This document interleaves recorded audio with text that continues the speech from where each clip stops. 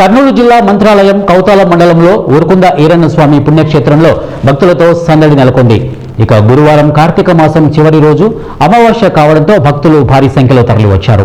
భక్తులు తుంగభద్ర దిగువ కాలువలో స్నానాలు ఆచరించి స్వామివారి దర్శనం కోసం బారులు తీరారు.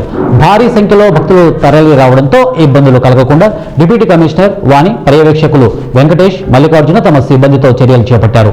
తాగునీటిలో సౌకర్యంలో పాటు నిత్యాన్నదాన సత్రంలో భక్తులకు భోజన సౌకర్యాలు కల్పించారు.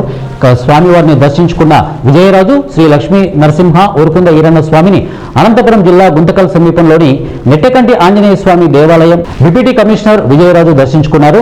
ఇక విజయరాజు గతంలో ఇక్కడ పనిచేసి బదిలీపై వెళ్లారు. ఆయనకు దేవాలయ అధికారులు పూర్ణ కుంభంతో స్వాగతం పలికి దేవాలయంలో ప్రత్యేక పూజలు చేయించారు. శాలువా, పూలమాలలతో సన్మానించారు.